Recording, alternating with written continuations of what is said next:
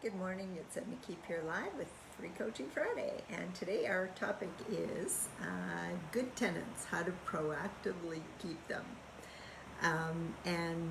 This is something that you can always be practicing and learning new things about it. But one of the things that we learned very early on was to treat our tenants like the customers and clients that they are.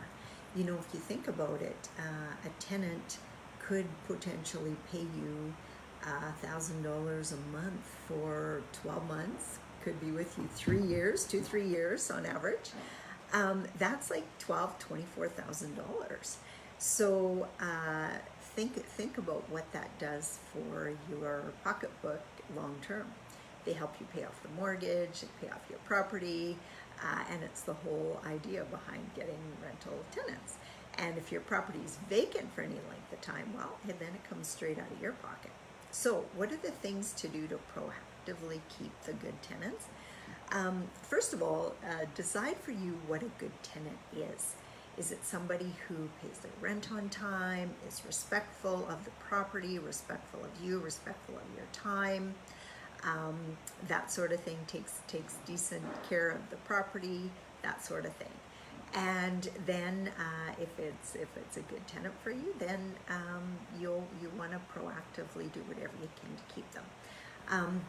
And I mean, we can't keep them forever because a lot of times people just like to move. Sometimes they get a job transfer, sometimes they want to buy their own house, that sort of thing. But the things that we do that we find works really well is we do quarterly inspections of our buildings. Now, there's twofold reason for that. Is sometimes the tenants are just so nice and so sweet, they just think they're bothering us if we call them, or if they call us to come and fix something.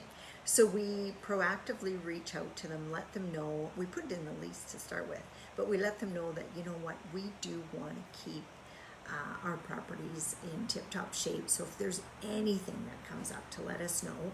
And then we quarterly inspect just to make sure.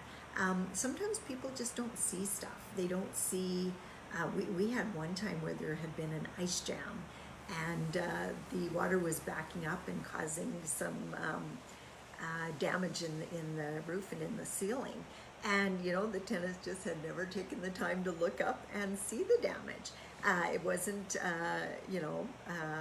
intentional or anything. It was just that they just didn't notice it.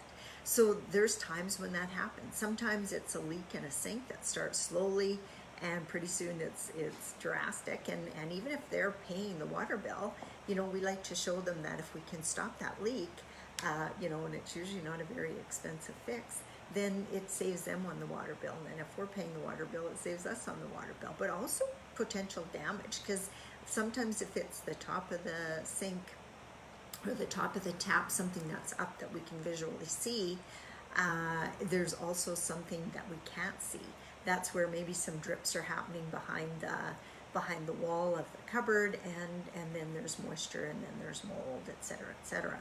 So those kind of quarterly inspections are really important. It also shows people that they're not going to get away with anything, like keeping the place a mess or keeping it unwarranted tenants in there and people that aren't on the lease, that sort of thing. Stuff that we're always watching for. Or if there's a hole in the wall. One time we were moving, and it was a dryer in, I think, and we had to go down the hallway to put the dryer in, and they bumped this picture because the hallway was narrow, and one said, well, you should take the picture down, then we won't bump it. Well, when they took the picture down, here there's a hole in the wall. So we were able to make them fix it while they were still there.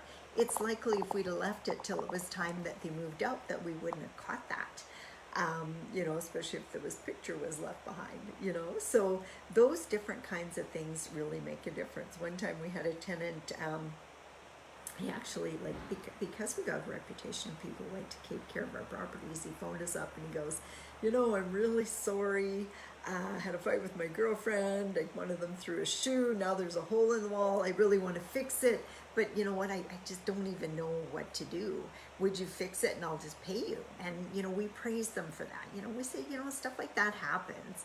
And thank you very much for reaching out to us. And we tease them a little bit, you know, get a calmer girlfriend next time or whatever.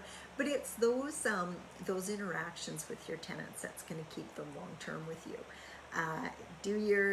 Keep your properties nice. That's one thing. But treating them like good people, good citizens, that's another. And then just building a bit of a relationship. Those are all the things that we've done to proactively keep good tenants. And sometimes we've had tenants with us for years and years. So we love that. We love being able to have that relationship with those tenants and keep them happy with us for a long time. So hopefully that helped. And if you want more tips, make sure you sign up as a subscriber and I will share them with you. Have a really, really good weekend and we'll talk to you on Monday for Mindset Monday. Bye for now.